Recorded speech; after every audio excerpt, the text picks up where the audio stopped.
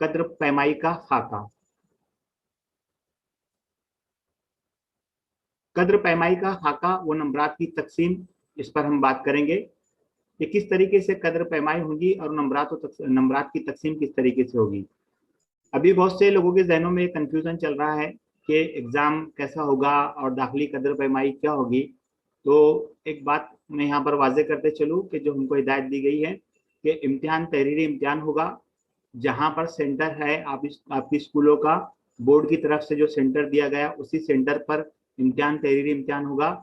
किसी भी मजमून के सवालिया पर्चे की नहज में कोई तब्दीली नहीं है, इस बात को आप जहन में रखें। साइंस की अगर हम बात करें तो जो दाखिली कद्र पैमाई है, दाखिली कद्र पैमाई या इंटरनल इवैल्यूएशन जो है उसमें कोई तब्दीली नहीं है।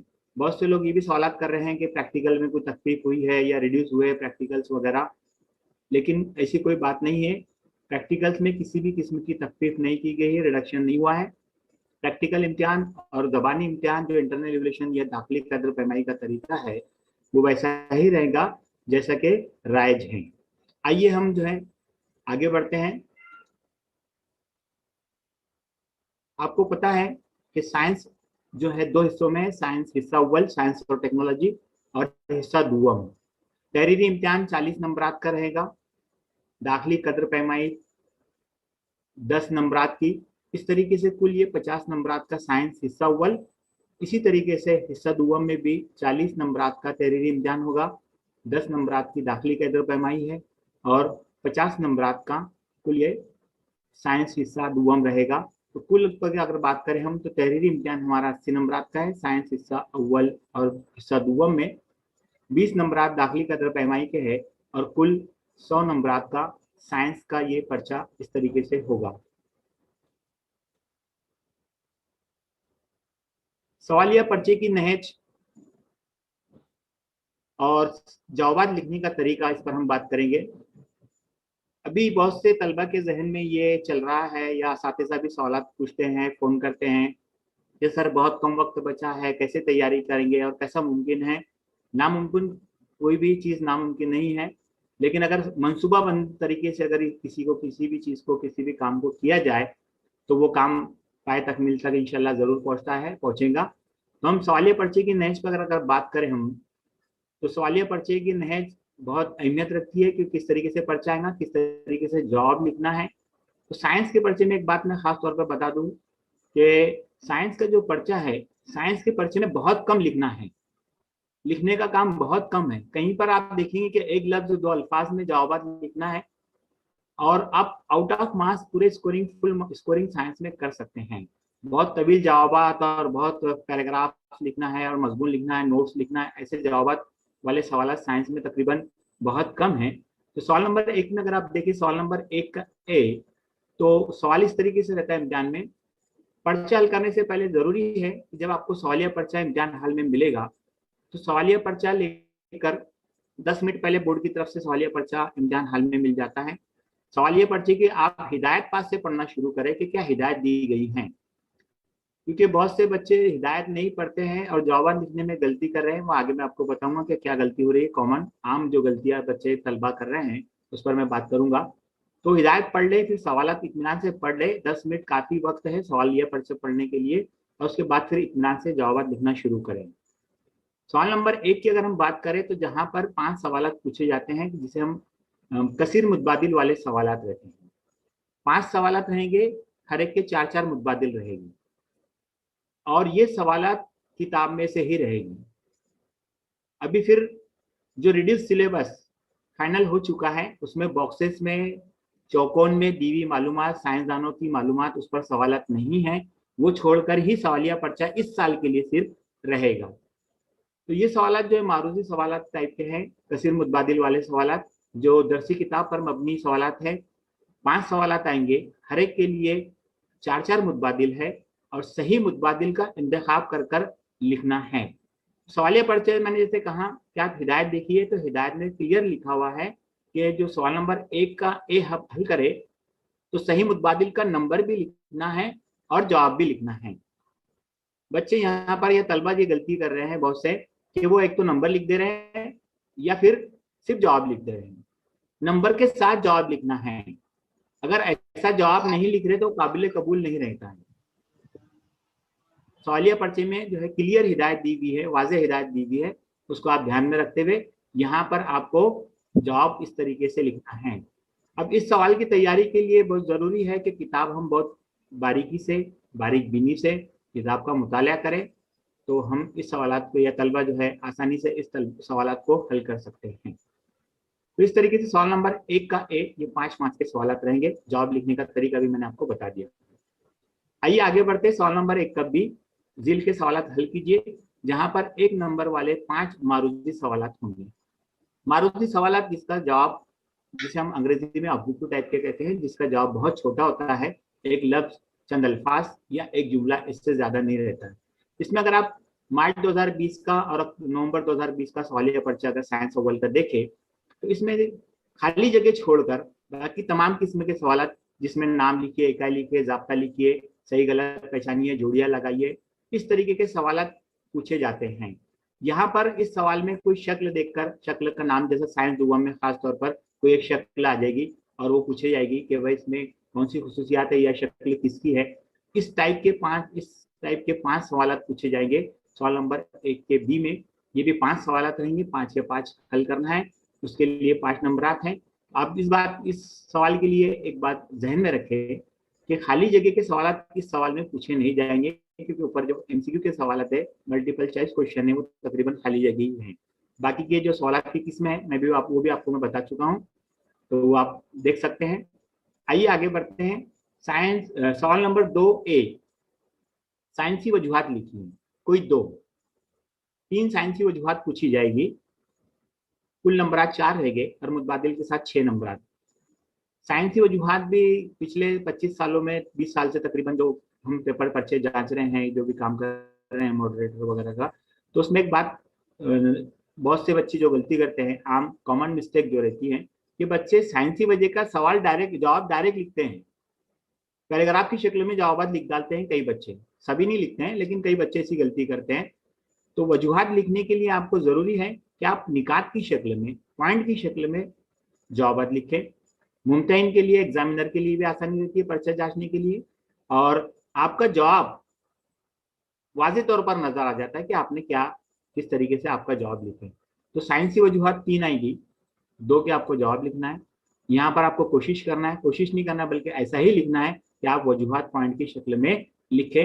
पॉइंट की शक्ल में अगर लिखे, अगर आपका एक पॉइंट में, 2 पॉइंट में अगर जवाब आ रहे हैं, 2 निकात में अगर आपके जवाब आ रहे हैं, तो 2 निकात में कवर कीजिए। अदरवाइज अगर 4 निकात में भी अगर आपका जवाब जाता है, तो आप 4 निकात में उसे लिखने की या मुकम्मल करने की कोशिश कीजिए। उसके बाद सवाल नंबर 2 के बी पर हम बात करते हैं। दर्ज सवाल हल कीजिए, कोई 3। यहाँ पर 2 नंबरात वाले कुल 5 सवाल पूछे जाएंगे। उसके लिए 6 नंबर रहेंगे और मुतबादिल के साथ 10 नंबर रहेंगे। यहाँ पर जो सवाल पूछे जाते हैं, जो इम्कानात है साइंस अव्वल में, तो इस सवाल में एक अददी मिसाल ज्यादातर पूछी जाती है।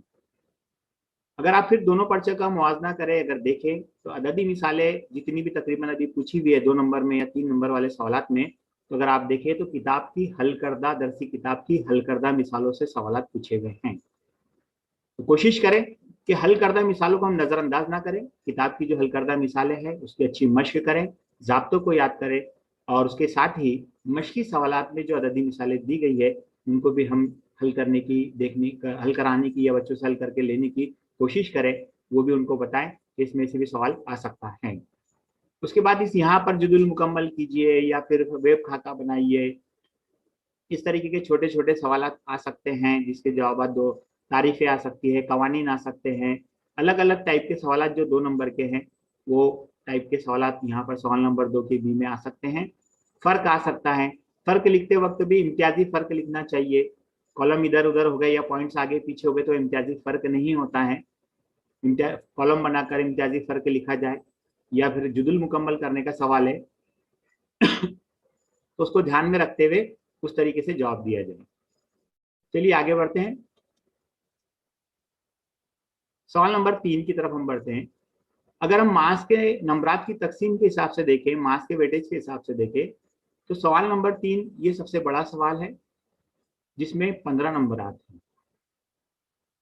कुल 8 सवाल पूछे जाएंगे 8 में से फिर 5 आपको हल करना है या 5 हल करना पड़ते हैं। 15 नंबरात है। मुतबादिल के साथ अगर हम गौर करें तो 24 नंबरात का ये सवाल है। यहाँ पर भी अगर आप देखें तो यहाँ पर भी 3 सवालात अलग अलग आ सकते हैं। शक्ल देखकर वजाहत कीजिए, ऐसे 3 सवालात आ जाएंगे, शक्ल दी जाएगी, या वेब खाका बनाइए, या वेब विकल्प मुकम्मल कीजिए, जुदुल मुकम्मल कीजिए, वजाहत कीजिए। इस तरीके के अलग अलग सवालात यहाँ पर आ सकते हैं। इस सवाल में भी अददी मिसाल पूछी जा सकती है, पूछी जाती हैं, तो उसके लिए भी आप लोग यहाँ पर तैयार रहें। सवाल नंबर 4 की तरफ हम बढ़ते हैं कि झील के सवालात हल कीजिए कोई एक। यहाँ पर ये 5 नंबरात वाले 2 सवालात पूछे जाएंगे। नाम तो इसका मुफस्सल सवाल है, लेकिन यहाँ पर भी आपको तफसीली जवाब लिखने के बहुत कम इम्कानात हैं। 2 सवालात आएंगे, एक हल करना है 5 मार्क्स के लिए। यहाँ पर भी इम्कानात है कि पैराग्राफ आ जाए, पैराग्राफ पर मबनी सवालात आ जाए, पैराग्राफ मुकम्मल करने के लिए आ जाए, या फिर शक्ल देखकर वजाहत कीजिए। उसमें 3 सवाल भी हो सकते हैं, 2-2 मार्क्स के सवाल, 2 और 1 नंबर का एक सवाल। इस तरीके से 5 मार्क्स की तकसीम हो सकती है, या 5 सवाल भी बन सकते हैं, शक्ल देखकर या नजरियाती नक्शा देखकर या वेब देखकर। इस तरीके के सवाल यहाँ पर भी आपको लिखना ज्यादा नहीं है, बल्कि बहुत कम लिखना है। हो सकता है कि 5 जुमले लिखना पड़े या 3-4 जुमले लिखना पड़े, और उस पर पूरे 5 नंबर आपको मिल जाए। तो ये था सवालिया पर्चे का खाका, और मैंने आपसे कुछ मुख्तसर में बताने की कोशिश कर रहा हूँ कि जवाब लिखने का तरीका क्या होना चाहिए और क्या मुतवक्के जवाब हैं, वो बताने की कोशिश किया हूँ।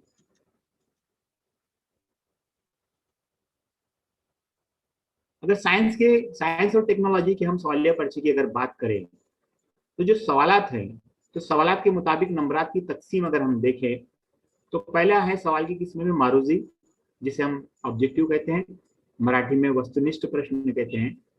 तो ऐसे सवाल 10 नंबरात के लिए हैं, और मुतबादिल के साथ भी उनका जो तनासुब है वो 10 नंबरात का है, और उसका फीसद 25% है।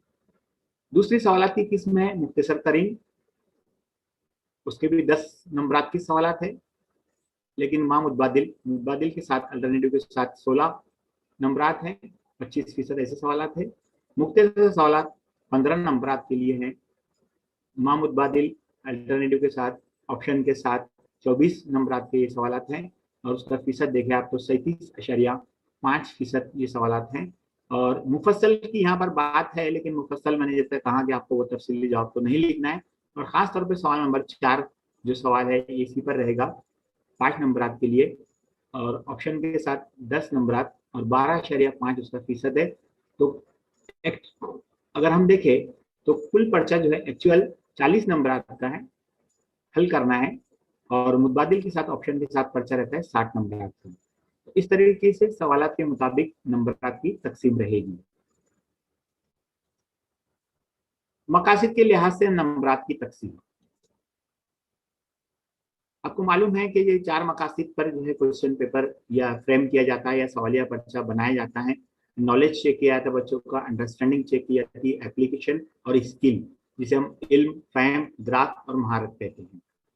अगर इस पर अगर हम बात करें तो इल्म पर मबनी या नॉलेज पर मबनी जो है 10 नंबरात के सवाल है मुतबादिल के साथ, और फिर उसका फीसद आप देख सकते हैं स्क्रीन पर 25% है। फहम या अंडरस्टैंडिंग जिसे कहते हैं हम, उस पर जो क्वेश्चंस हैं, सवालात हैं, 10 नंबरात हैं, ऑप्शन के साथ 16 मार्क्स के हैं, 25% वो भी है। इदराक या जिसे हम एप्लीकेशन कहते हैं अंग्रेजी में, 15 नंबरात के सवालात हैं, ऑप्शन के साथ 24 नंबरात के सवालात रह गए, 40% उसका वेटेज दिया गया है। और महारत, स्किल, तो स्किल बेस्ड क्वेश्चन ये सवालात जो है 5 नंबरात के हैं, माम मुतबादिल 10 नंबरात हैं और 10%। तो यहाँ पर भी आप देख सकते हैं कि मकासद के लिहाज से नंबरात की तकसीम किस तरीके से की गई है।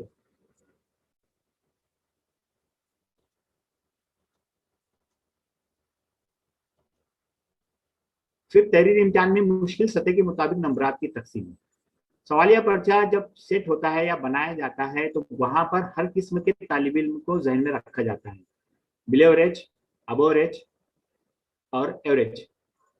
ये तीनों किस्म के तालिब इल्म को ध्यान में रखते हुए सवालिया पर्चा बनाया जाता है, फ्रेम किया जाता है क्वेश्चन पेपर। तो अगर डिफिकल्टी लेवल या मुश्किल सतह के मुताबिक अगर हम देखें तो जो नंबरात की तकसीम है इस तरीके से, अगर मुश्किल सतह अगर देखें हम डिफिकल्टी लेवल कम वाले, तो ऐसे 16 नंबरात के सवालात हैं और ऑप्शन के साथ 24 नंबरात के सवाल, यानी 40% सवालात अगर आप देखें तो जिसकी डिफिकल्टी लेवल मुश्किल सतह बहुत कम है। ये तालिब इल्म को बावर कराइए आप कि भाई बहुत आसान सवालात, डिफिकल्टी लेवल से कम वाले डिफिकल्टी लेवल के सवालात भी है, तो और वो 40% है, तो उसमें 16 नंबरात हैं, वो आसानी से वो बच्चे कर सकते हैं। फिर जो डिफिकल्टी लेवल जिसकी मीडियम है या दरमियानी मुश्किल सतह के सवालात है, उसका भी अगर आप देखें तो 16 नंबरात के सवालात हैं, ऑप्शन के साथ 24 या 24 नंबरात के सवालात हैं, और उसके फीसद अगर हम देखें तो वो भी 40% नंबरात हैं। जो अब एवरेज बच्चे हैं उनके लिए थोड़ा डिफिकल्टी लेवल ज्यादा रखी जाती है, मुश्किल सतह ज्यादा रहती है, और ऐसे सवालात को भी सवालिया पर्चे में शामिल किया जाता है। ऐसे सवालात 8 नंबर आते हैं और ऑप्शन के साथ 12 नंबर आते हैं, और जिसका फीसद अगर आप देखें तो सिर्फ 20% है। यानी अगर आप देखें तो जो एवरेज और बिलो एवरेज स्टूडेंट हैं, जो तालिब इल्म है, उनके लिए 80% पर्चा तो उनके लिए ही है। तो बच्चों के जहनों में ये हम चीज बिठा दे या उनको समझा दे कि सवालिया पर्चा की डिफिकल्टी लेवल कैसी रहती है, और 80% पर्चा कम और दरमियानी डिफिकल्टी लेवल का है, तो तमाम बच्चे उसको आसानी से बासानी हल कर सकते हैं। ये बताना मैं समझता हूँ कि जरूरी है, ताकि बच्चों के दिलों से जो है, तालिब इल्मों के दिलों से खौफ निकल जाए। आइए असबाब के लिहाज से नंबरात की हम तफसील देखते हैं। कुल 10 असबाब साइंस अव्वल की किताब में, साइंस और टेक्नोलॉजी अव्वल में दिया हुआ है। पहला सबक है शकली कशिश, स्क्रीन पर आप देख सकते हैं कि इसके लिए 3 नंबरात हैं, और नंबरात मुतबादिल ऑप्शन के साथ उसके नंबरात 5 हैं। दूसरा सबक है हमारा अनासिर की दौरी जमातबंदी। इसमें अगर आप देखें तो 4 नंबरात के सवालात रहेंगे, नंबरात मुतबादिल 6 मार्क्स उसके लिए है। तीसरा सबक कीमियाई तामुलात और मसावतें, 4 नंबरात के सवालात इससे पूछे जाएंगे, और मुतबादिल के साथ 6 नंबरात के सवालात इस सबक से लिए जाएंगे। बरकी रो के असरात, इस सबक से 5 नंबरात के सवालात रहेंगे, और मुतबादिल के साथ इस सबक से 7 नंबरात के सवालात पूछे जाएंगे।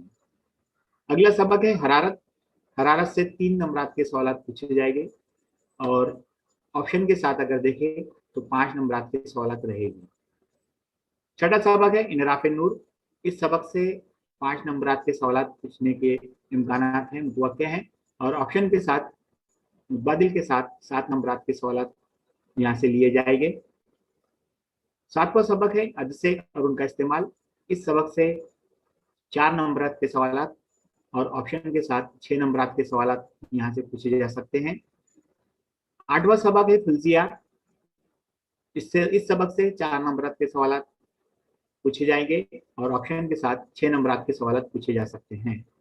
नौवां सबक है कार्बनी मुरक्कबात, इस सबक से 5 नंबरात के सवालात पूछे जाएंगे, और ऑप्शन के साथ 7 नंबरात के सवालात पूछे जा सकते हैं। और आखिरी सबक है खलाई मुहिमात, इस सबक से 3 नंबर के सवालात पूछे जाएंगे, और मुतबादिल या ऑप्शन के साथ 5 नंबरात के सवालात पूछे जाएंगे। अगर आप असबाब और नंबरात की तकसीम पर गौर करें तो तमाम असबाब में अगर आप देखें तो कम अज कम 3 नंबरात के सवालात पूछे हुए हैं, और ज्यादा से ज्यादा 5 नंबरात के सवालात पूछे। 3 से कम और 5 से ज्यादा किसी भी सबक से सवालात, नंबरात के सवालात नहीं पूछे हुए। ये आपको तलबा को ज़हन नशीन कराना चाहिए, बताना चाहिए कि किस तरीके से असबाब और नंबरात की तकसीम है।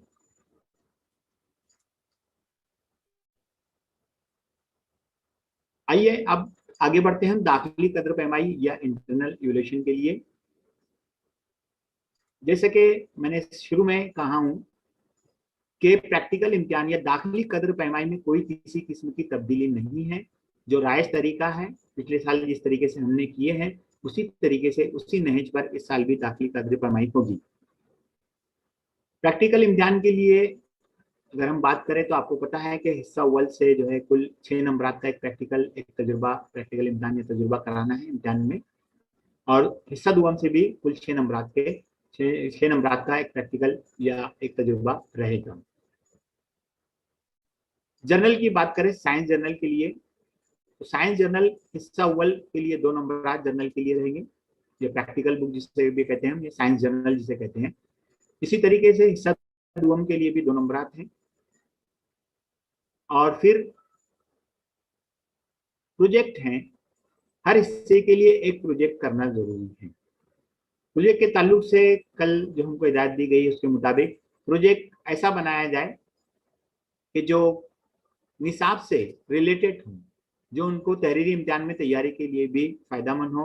बहुत डेकोरेटिव या बहुत ज़्यादा बच्चे इसराफ ना करें, बहुत ज़्यादा खर्च ना करें उस पर कि वो सजावट कर रहे हैं, ये स्पेशल पेपर ला रहे हैं ऐसा और उसको डेकोरेशन कर रहे हैं, वैसा ना होते हुए 3 से 4 सफ़ात में सादा प्रोजेक्ट भी इस साल मुतवक्के है, वैसे भी बना सकते हैं। उसके लिए 2-2 नंबरात हैं। इस तरीके से अगर आप कुल प्रैक्टिकल या दाखिली कदर पैमाइश अगर देखें तो कुल 20 नंबरात की है। हिस्सा अव्वल के लिए 10 की और हिस्सा दुअम के लिए 10 नंबरात की। तो ये दाखिली कदर पैमाई है।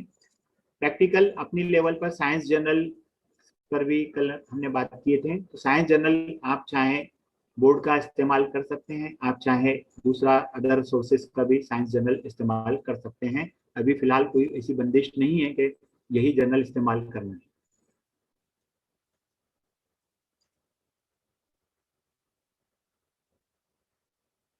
प्रोजेक्ट पर बात करें तो जैसे मैंने जर्नल की बात बता दी आपको कि जर्नल आप कोई भी इस्तेमाल कर सकते हैं। हर तालिब इल्म को साल भर में कम से कम एक प्रोजेक्ट करना लाजमी है। दूसरा, असबाक के अख्तिताम पर प्रोजेक्ट दिए गए हैं। इसके अलावा हर सब्जेक्ट टीचर को यह आज़ादी है कि वो अपने हिसाब से अपने जोग्राफी हालत को मद्देनजर रखते हुए या अपने निसाब को मद्देनजर रखते हुए, जो मैंने इससे पहले बात कहा कि आप जो है या हम जो है ये करें कि ऐसा प्रोजेक्ट दें जो बच्चे को तहरीरी इम्तिहान की तैयारी नुक्ते नज़र से भी तैयारी उसकी हो जाए और इधर उसका प्रोजेक्ट भी बन जाए। तो दोहरा काम होगा, डबल काम होगा। तो इस तरीके से प्रोजेक्ट का इंतखाब किया जा सकता है।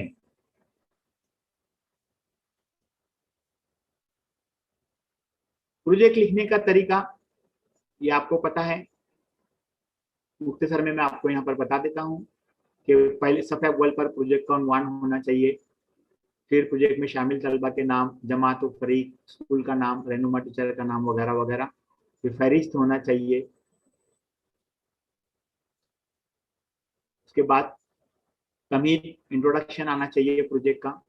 फिर ज़रूरत, मौजू का इंतखाब क्यों किया, इसका खुलासा, तरीक़ाकार, प्रोजेक्ट कैसे तैयार किया, तैयारी में कितना वक्त लगा, मुशाहदा वो नताइज के खाके, तस्वीर, अगर कोई तस्वीर है प्रोजेक्ट से रिलेटेड या फिर कोई खाके हैं। जैसे अगर हम अनासिर की दौरी जमात बंदी से इस सबक से अगर एक प्रोजेक्ट दे रहे हैं, मिसाल के तौर पर मैं बता रहा हूँ कि पहले 20 अनासिर की अलामतें, नाम, उनकी तस्वीर, उनकी इलेक्ट्रॉनिक तश्कील, जोहरी अदद और उनके इस्तेमालात, ये अगर हम प्रोजेक्ट देते हैं तो वो वहाँ पर दोहरी जदूल से पहले 20 अनासिर के खाका लगा सकते हैं। अगर अनासिर की तस्वीर मिल रही है तो वो लगा सकते हैं।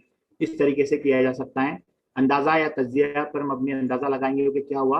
और हवाला जाती वसाइल, कौन कौन से उन्होंने इस प्रोजेक्ट बनाने के लिए कहाँ कहाँ से मदद ली, कौन से वसाइल का इस्तेमाल किया, उसे हवाला जाती वसाइल कहते हैं। इस तरतीब से प्रोजेक्ट लिखने का काम तलबा को दिया जाना चाहिए या कराना चाहिए।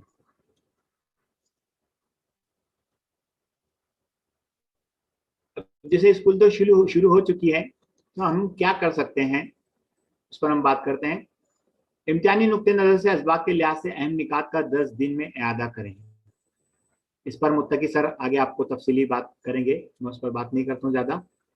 इमसाल साइंसदानों की मालूमात, मुफस्सल वजाहत और टेक्नोलॉजी की सरगर्मी, चौकोन में दी गई मालूमात वगैरह को छोड़कर सबक की अहम इस्तिलाहात व तस्वुरात की वजाहत पर ध्यान दें।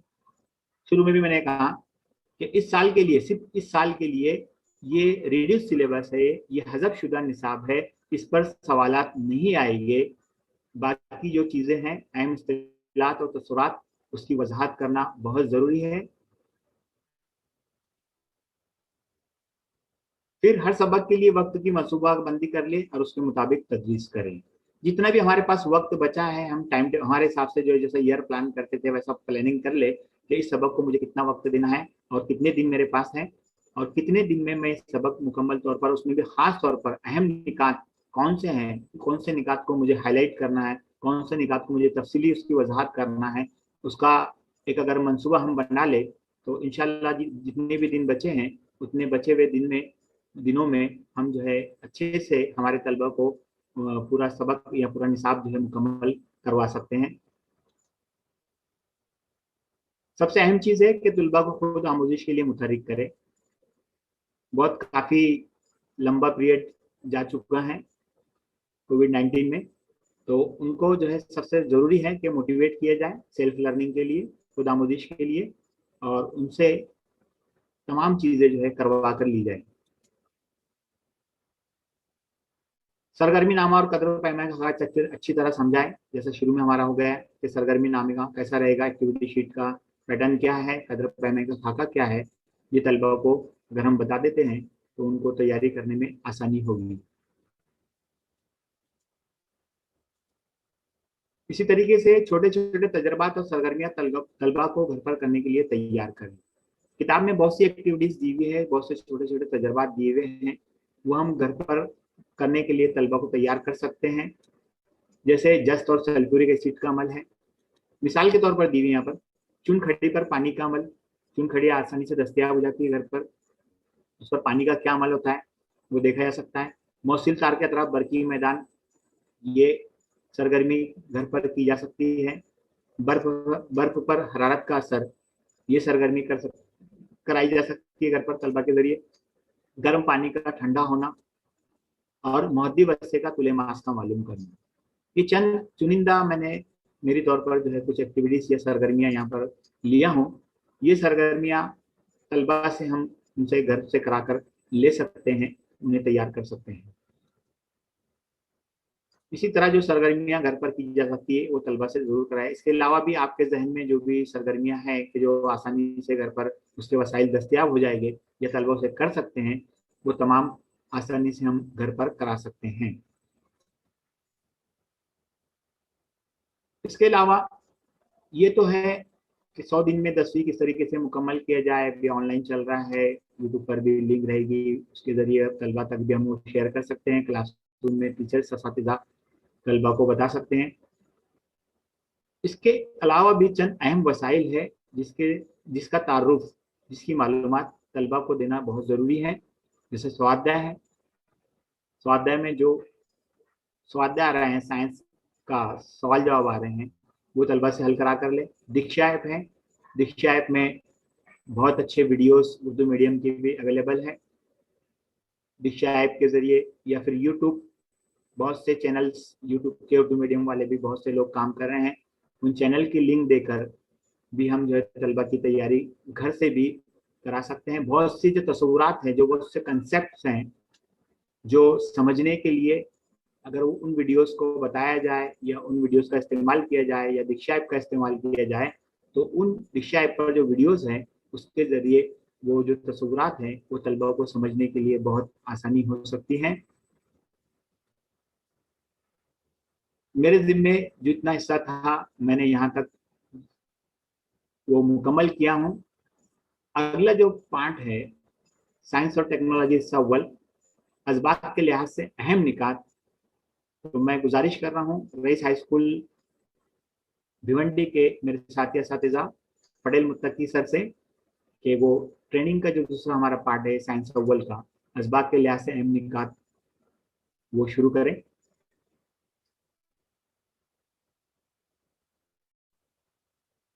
मुत्तकी सर।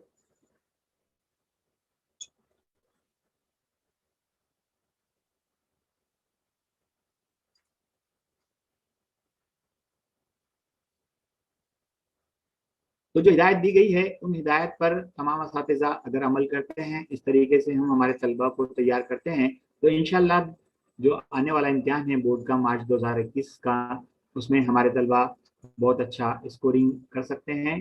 तमाम असातिज़ा और तलबा के लिए नए ख्वाहिशात का इजहार करते हुए मैं यहाँ